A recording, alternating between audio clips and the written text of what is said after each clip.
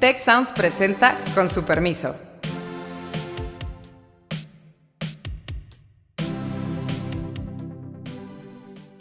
Con su permiso, soy Beata Boina y hoy vamos a hablar sobre Pemex, esa gran, importante empresa estatal mexicana, los problemas, los desafíos y las oportunidades que tiene para finales de este año y en general para el futuro, porque ya sabemos que hay un importante cambio también en el tema energético.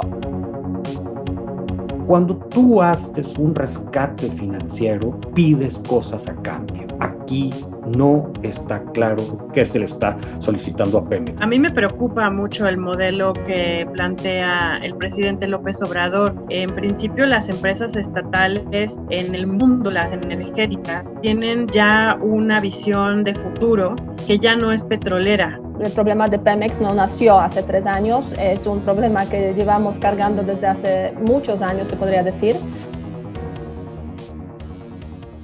Hoy me acompaña Héctor Villarreal, que ya conocemos, pero sobre todo Ana Moreno, que es nuestra invitada especial, es coordinadora investigadora del programa de competencia y regulación en México Evalúa, economista, dedicada desde hace tiempo precisamente a estudiar, a trabajar, a investigar el sector energético. Nos da mucho gusto.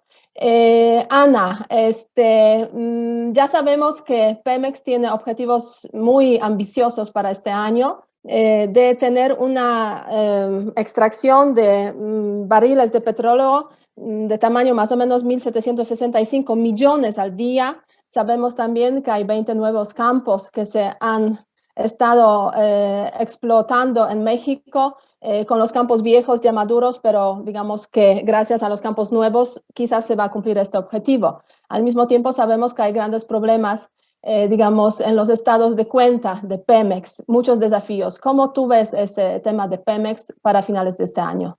Gracias, Beata. Pues muy contenta de estar hoy con ustedes en este podcast comentando estos puntos.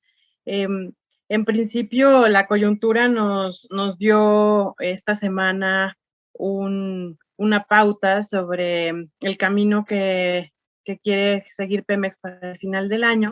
Y vino desde la Secretaría de Hacienda un comunicado en el que se avisó sobre una transferencia de dinero a capital. Bueno, ellos hablan a capital, pero en realidad fue para refinanciar la deuda, los vencimientos que se venían ya para final de año de 3.500 millones de dólares. Esto en términos proporcionales a lo que Pemex adeuda, pues es muy poquito. Es muy insignificante, simplemente para salir del paso este año con los vencimientos. Ahora, en términos de perspectiva ya de finanzas públicas, ¿qué representa este monto? Bueno, es bastante alto.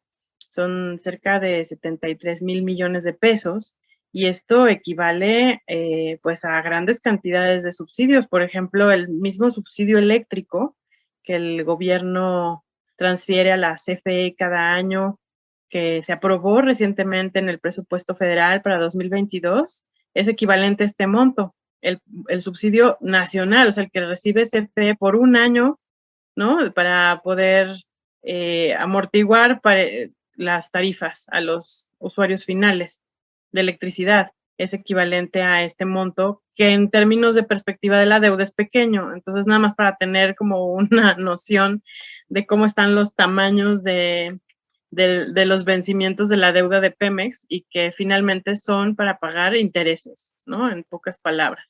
También se anunció algunos intercambios de bonos, que eso qué quiere decir, pues que bonos que estaban pagaderos a 30 años o a 20 años, Hacienda ofreció en los mercados financieros intercambiarlos a los acreedores por bonos de menor plazo, a 10 años.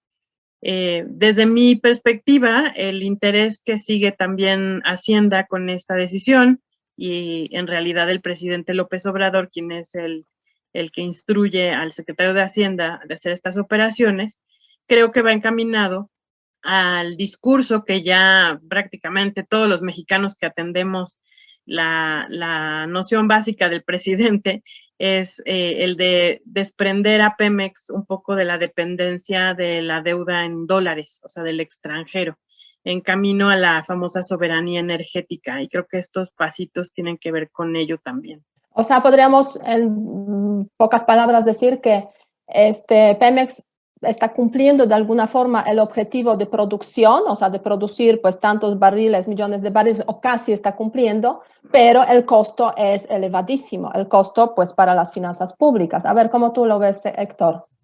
Mira, yo creo que la noticia de ayer, Beata, hay que tomársela con mucha seriedad. O sea, yo no quiero ser melodramático, pero me preocupan varias cosas. Primero, el comunicado de Hacienda, que normalmente tiene mucho cuidado con estas cosas, a mí me parece desafortunado.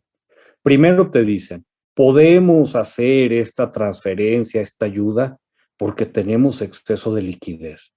Por Dios, caray, o sea, cuando tú tienes un problema de poco gasto en salud, vemos la austeridad tan fuerte en el gasto público en educación, tienes una falta de inversión en infraestructura en muchas zonas y muchas áreas delicadísimas del país, y estás en déficit primario y dices, me sobra liquidez, de entrada esto se tuvo que haber argumentado de otra manera. Segundo punto, muy delicado para mí, y se hace eco de un tema que en cierto sector político de nuestro país se ha esgrimido muchas veces con buenas intenciones, pero mucha ignorancia, cuando se dice es que Pemex tiene un régimen fiscal muy injusto, paga muchísimos impuestos. Y aquí se tienen que clarificar muchas cosas. Primero, el grueso de lo que paga Pemex son derechos, y son derechos porque está a fin de cuentas explotando un bien de la nación. Hay que distinguir entre impuestos y derechos. Entonces alguien podría decir, bueno, está bien, no se metan en tecnicismos, pero son derechos muy altos. También esto hay que revisarlo con cuidado. Si recordamos que el gobierno federal paga gran parte de las pensiones de Pemex y que también muchas de las inversiones que hace la empresa las termina pagando el gobierno federal y por cuestiones contables no entran en los estados financieros, pues de repente tienes con que si tú neteas, la verdad es que Pemex está con una tasa sobre derechos bastante atractiva. Entonces, ahí también hay que tener cuidado. Tercero, o sea, y no me quiero comer tiempo de nuestra invitada. Entonces voy bien rápido a dos temas, ahorita los menciono, si el tiempo me lo permite, desarrollo más tarde. Primero, cuando tú haces un rescate financiero, pides cosas a cambio. Aquí no está claro qué se le está solicitando a Pemex. Al menos ya se dice de que va a presentar un nuevo plan de negocio, pero queda muy en lo general. Tendríamos que entrar a medidas muy concretas con métricas específicas y si no se cumplen tendría que haber una penalización hacia Pemex. Nada de esto lo estamos viendo. Y cuarto punto, para la gente que nos dedicamos a finanzas públicas, pues a mí me parece grave que el Ejecutivo Federal pueda hacer estas cosas de manera tan unilateral. ¿Dónde queda nuestra ley federal de presupuesto y responsabilidad hacendaria? Entonces, aquí estamos encontrando un hueco muy importante en el sistema que nos tendría que llevar a una discusión de una nueva ley de responsabilidad hacendaria y de la sostenibilidad de nuestro sistema fiscal en el mediano y largo plazo. Sí, muy importante, muy interesante lo que estás comentando, Héctor, yo creo. Y en ese sentido, la falta de transparencia, ¿no? Básicamente, es uno de los elementos pues, a destacar aquí, porque con un comunicado se hace prácticamente el rescate financiero, lo cual es un tema, yo diría, gravísimo, importantísimo, pero al mismo tiempo, pues hay toda una necesidad de saber más, porque sabemos realmente pues muy poco sobre cuáles van a ser las condiciones de ese, entre comillas, rescate financiero. Ana, ¿cómo tú recibes esa problemática? ¿Cuál es tu perspectiva? Coincido con el ángulo que expones, Beata. Nosotros en México Evalúa, en el 2018 y 19, trabajamos muy fuerte en un índice de transparencia para las empresas productivas del Estado. Lo publicamos en 2019. Lo pueden consultar en nuestra página. En esa ocasión, notamos que, por ejemplo, las capitalizaciones a Pemex, como entran en este caso estas transferencias, cuando revisas los estados financieros, por ejemplo, ya después, ¿no? Tiempo después, vamos a ver cómo fueron sus transferencias, no es transparente. No encontramos, por ejemplo, en los renglones de transferencias del gobierno a Pemex, la cifra que en algún momento se avisó. Hacia ahorita lo tenemos muy fresca porque salió esta semana, son 3.500 millones, ya saldamos de esos intereses, vámonos al siguiente tema. Bueno, esto mismo se ha repetido y repetido y repetido durante muchos años. Entonces, cuando quieres analizar hacia atrás cómo se han dado estas transferencias, cuántos suman, en qué rubros entraron, no hay forma de trazarlas, o sea, no hay forma. Nosotros hicimos en ese estudio un comparativo con otros países y otras empresas en el mundo, cómo se hace. Entonces, encontramos, por ejemplo, un caso de éxito en Chile, la empresa estatal Codelco, que es la empresa minera del estado, que es como la Pemex de allá, ¿no? Por ejemplo, cuando Codelco registra una falta de capital, se lo comunica al gobierno, bueno, y al regulador, ¿no? Entonces, entre el gobierno y el regulador, analizan la situación y resuelven. Y dicen, ok, Codelco necesita 3.500 millones de dólares, vamos a hacer la transferencia. Entonces se hace una solicitud al legislativo. El legislativo genera una ley de capitalización de Codelco por 3.500 millones de dólares, en este ejemplo. Se somete a consideración del legislativo, se vota, y en esa ley se establecen las condiciones de rendición de cuentas de que la empresa va a dar al regulador, al ejecutivo y al legislativo sobre cada dólar que se metió en esa transferencia de capitalización, qué resultados esperan que se obtengan y en qué tiempo se van a rendir cuentas ante el legislativo, ¿no? Ante las comisiones especialistas. Entonces, ahí es lo que vemos una situación redonda de transparencia y rendición de cuentas. La ciudadanía representada en el legislativo toma nota de esta necesidad de capitalización, se hace un plan de trabajo, se hace un plan de rendición de cuentas, se le da seguimiento y se le llama a comparecer a los funcionarios responsables de la empresa estatal y del regulador de que el dinero se usó para los fines para los cuales se solicitó y se ve transparente la situación. Entonces, pongo este ejemplo porque en el caso mexicano, Pemex solicita de urgencia 3.500 millones de dólares, que fueron 5.000 millones de dólares, ¿no? En años anteriores, o 10.000, así van, como si fuera una caja chica, como dice Héctor, sin tomarle una verdadera seriedad.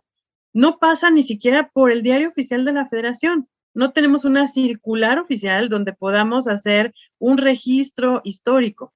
Simplemente Hacienda emite un comunicado de prensa que no tiene tampoco una categoría jurídica sólida, ¿no? Y entonces se pierde en el tiempo. ¿Y Pemex en qué usó eso? Bueno, quizá en refinanciar un pedacito de deuda. Y ya, se pierde. Pero la verdad es que es un monto muy importante, ¿no? Sí, es importante y pues afecta obviamente a las finanzas públicas de forma sustancial y a los gastos. O sea, el dinero podría estar destinado efectivamente, como le mencionó Héctor, en otros rubros que son rubros de urgencia, como el tema de salud, como el tema de educación. Ahora bien, estos 3.500 millones de dólares no es una cantidad pequeña, efectivamente, y si Pemex lo necesita de urgencia y le otorga, digamos, esa cantidad de esta forma, eso nos refleja, yo diría que Pemex se encuentra en una situación, pues, relativamente mala, ¿no? O sea, ¿cuál es el estado de la empresa? Digamos, tomando en consideración a los últimos 3 años, desde cuando cambió básicamente la política del gobierno con este gobierno de López Obrador hacia esa empresa. O sea, ¿cómo lo evaluarían esos 3 años y qué se puede esperar en el futuro, la verdad, Héctor? Mira, es una gran pregunta, Beata. Déjame hacer una puntualización. Sería injusto decir que los problemas empezaron con este gobierno.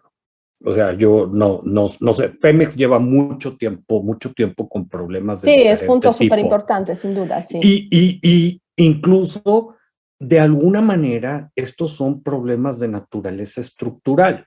Cuando tuvimos esta superbonanza petrolera que empieza en 2003, termina en 2014, había tanto dinero, tanto dinero, que, ojo, eso no justifica los despilfarros que vivimos, pero de alguna manera era fácil tapar huecos, por decirlo de alguna forma.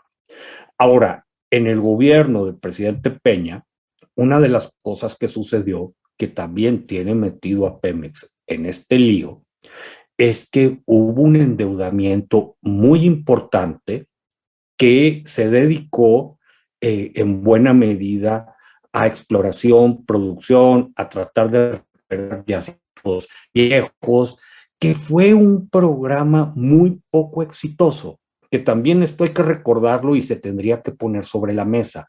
Hubo inversiones muy importantes, pero por alguna razón nuestra producción no rebotó. Entonces, a ver, aquí hay lecturas, déjame dar primero una muy pesimista y ahorita me voy a una menos pesimista. Alguien podría decir, ¿sabes qué? Pues Pemex está a la orilla de la bancarrota y pues tuvo que salir el gobierno a hacer un rescate de emergencia para que la empresa no cayera en insolvencia. ¿Ok? Entonces, ¿de qué dices? ¿Se pudiera leer esto así? Quizá. La otra lectura es que Pemex está batallando mucho en los mercados financieros. Entonces, el gobierno dice, ¿sabes qué? A fin de cuentas, la deuda de Pemex la vamos a tratar como deuda soberana. Yo voy a salir a dar el mensaje de que estoy respaldando a mi empresa productiva del Estado y esto va a hacer que se me calmen inversionistas y probablemente le puede dar acceso a refinanciamiento a Pemex en mejores condiciones. Dice, ¿sabes qué? Traigo al gobierno atrás. Y eso podría tener una lógica y cierta justificación. El problema es que para mí lo de fondo, que de repente hay este guiño, que incluso lo vimos con el intento de reforma eléctrica y de repente el actual director de Pemex medio lo ha dicho, de que se quite esta figura de empresas productivas del Estado, se cambie por otra cosa y las dos empresas vuelvan a estar bajo el paraguas de un gobierno federal de una manera mucho más amplia. A mí me parece que sería terrible, terrible.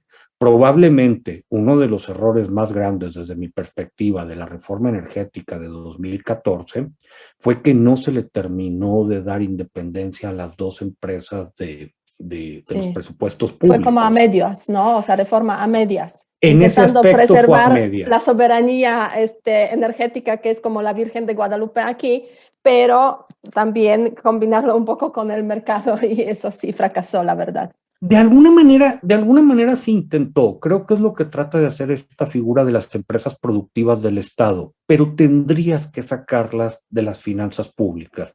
Y si vas a hacer conexiones, pues buscar como lo que Ana describía en la experiencia chilena con el cobre y trabajar de esa forma. El esquema ahorita tiene muchas perversidades y medio lo que está coqueteando el gobierno sería incluso sustancialmente más negativo.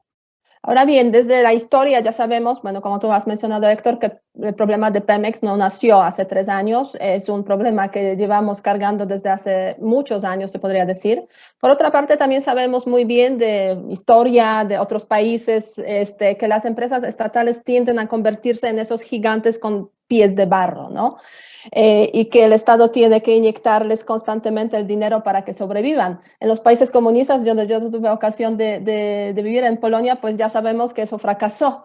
Y ese estatalismo de las empresas estatales, la verdad es que hay que tener mucho cuidado para que no se conviertan en una carga excesiva y no fracasen. Y en Pemex yo creo que estamos en una fase un poco de que el gobierno actual está intentando regresar al modelo anterior de una forma hasta muy clara. Y, o sea, ¿cómo tú ves, Ana, esa dirección, no? O sea, vamos a tener otra vez Pemex como una carga, ya lo tenemos, pero seguiremos con eso, se logrará, digamos, dar vuelta a esa dirección, o se logrará que Pemex se convierta en algún momento en una empresa eficaz. Ya sabemos que las empresas de otros países o las empresas energéticas, digamos, en otros lugares del mundo, pues tienen una eficacia totalmente distinta que la de Pemex en muchos sentidos, y no son carga para las finanzas públicas. ¿Qué podríamos esperar aquí? A mí me preocupa mucho el modelo que plantea el presidente López Obrador. En principio, las empresas estatales en el mundo, las energéticas, tienen ya una visión de futuro que ya no es petrolera, o sea, es una visión energética que contempla una convergencia de la energía limpia, renovable, de electricidad, con los patrones de consumo que están cambiando drásticamente en el mundo, con una concatenación de las cadenas de valor de la producción automotriz, de la forma en que nos comunicamos, incluyendo las telecomunicaciones, el 5G. Todo esto está revolucionando nuestra manera de consumir, y esto implica que hay las empresas que ofrecen bienes y servicios energéticos también deben de adaptarse a estos cambios. La mitigación de los efectos del cambio climático es un hecho. O sea, México no se puede aislar drásticamente de un esfuerzo colectivo a nivel mundial que busca pues reformular también el capitalismo, ¿no? Un capitalismo más, como le llaman, de stakeholders, o de las partes interesadas, en donde se considera no solamente la producción de una empresa como el indicador principal de valor o la rentabilidad incluso, sino que se consideran los impactos sociales, ambientales, la transparencia que mencionabas. Todo eso en conjunto está entrando en la cuantificación también del valor que genera una empresa. Entonces, al querer regresar al modelo del siglo XX, en este modelo energético, no solo nos estamos apartando de las tendencias tecnológicas, sino también la forma de gobernar las empresas estatales, que implica el considerar a todos los interesados. Y Pemex en este sentido también está muy retrasado. Aunque la deuda se quiera convertir a pesos y se quiera desvincular del mercado internacional, el valor que genera esta empresa no puede desvincularse de estas tendencias. Los empleados de Pemex necesitan también capacitación, necesitan aumentar su productividad, necesitan también vincularse a esta visión global de futuro, ¿sí? Porque el petróleo se seguirá usando. Yo estoy de acuerdo en eso con la narrativa de la secretaria Nale cuando combate mucho las críticas y dice es que el petróleo se va a seguir utilizando. Estoy de acuerdo con ella. No vamos a cambiar drásticamente a la electricidad de la noche a la mañana, pero sí el valor que genera cada barril extraído del subsuelo cada vez va a ser menor. Entonces, aunque nuestra visión sea petrolera, en el mundo el valor del petróleo va a tener un driver más inducido por su capacidad de generar valor en la petroquímica, por ejemplo, para producción de nuevos polímeros, de nuevos plásticos, de nuevas oportunidades incluso de hidrógeno, tal vez no hidrógeno verde, pero sí hidrógeno azul, que es un combustible del futuro que va a propulsar los motores. Entonces, hoy Pemex lo que tendría que estar haciendo es estar invirtiendo en una reconversión de sus refinerías y de sus plantas petroquímicas hacia estos nuevos productos que son los que se demandarán en el futuro. en el futuro próximo, ni siquiera lejano. Y el volver al modelo del siglo XX nos aparta totalmente de esa circunstancia. Entonces, el problema es que Pemex realmente se vuelva un cacharro viejo que ya sea inutilizable en el futuro y que tengamos que importar todos estos insumos porque no vamos a ser capaces de producirlos in-house. Entonces es una súper contradicción porque queremos soberanía energética, pero no nos estamos preparando para hacer nosotros también participantes de este nuevo mercado que se abre, ¿no? En el futuro, o sea, tendríamos que estar ya invirtiendo en esto. Sí, y si hablamos del futuro, pues se trata de los próximos 10 años, ¿no? 10, sí. 20 años máximo es el horizonte, digamos, de este cambio. Y es cierto lo que estás comentando totalmente, la ausencia de esa perspectiva, de ese concepto de la transición energética, que es tan presente en muchos países del mundo, en las empresas del mundo, que hay que transitar hacia las energías, digamos, más menos convencionales, obviamente, ajustándose obviamente a los retos que nos trae el planeta y las necesidades relacionadas con la lucha contra el cambio climático. Y lo que comentaba el secretario Nale, que seguiremos usando el petróleo, sí es cierto, pero hasta Arabia Saudita, que es la meca del petróleo, está haciendo una nueva estrategia para independizarse del petróleo en el turismo, para convertirse en el país turístico. O sea, hasta ellos le reconocen que el tema del petróleo es un tema, digamos, que va a ir disminuyendo, desapareciendo en un futuro de mediano, largo plazo. Hay que preparar la economía para ese aspecto.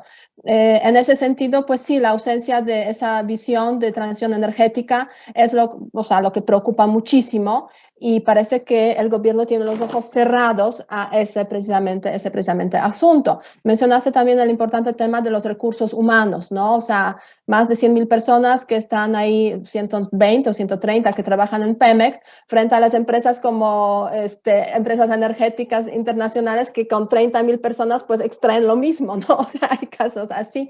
Héctor, ¿cómo tú ves el tema de los recursos humanos y la productividad, que creo que es un aspecto importante también? Mira, en mi opinión, y voy muy alineado a lo que estaba comentando Ana, creo que traemos un problema de incentivos muy fuertes. Incluso yo no sé hasta dónde hace sentido hablar de un Pemex como el que tenemos ahorita. Por ahí, un amigo mutuo que Ana y yo tenemos, Eduardo Prudhomme, ha insistido mucho en el rediseño, en el decir, ¿sabes qué? No se trata de ir contra la empresa del Estado, se trata de dar incentivos correctos, de revisar sus divisiones, de ponerle métricas y decir, tú como división tienes que lograr tal cosa. Como país, cuestionarnos qué estamos dispuestos a tolerar y qué no. También tenemos que hacernos preguntas que son súper incómodas. ¿Estamos dispuestos a seguir perdiendo tanto en refinación? Y a lo mejor pues, nos vamos a tener que meter a otro tipo de petroquímica.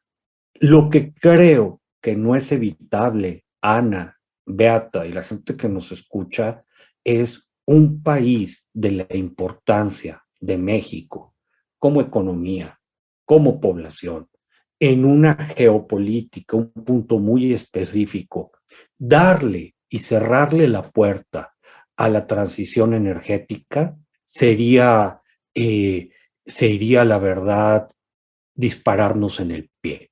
Me parece que la siguiente presidenta o presidente de este país, una de las cosas que vamos a ver es un viraje muy fuerte con respecto a estas ideas del presidente López Obrador, incluso si es alguien de su propio partido. No sé cómo van a jugar ahí con el lenguaje y todo, pero ahorita es muy complicado pues para alguien que aspira a una candidatura decirle, pues, señor, yo creo que está equivocado, pero creo que en los hechos se va a dar. Entonces tendremos que estar muy pendientes de cómo ayudar a eso.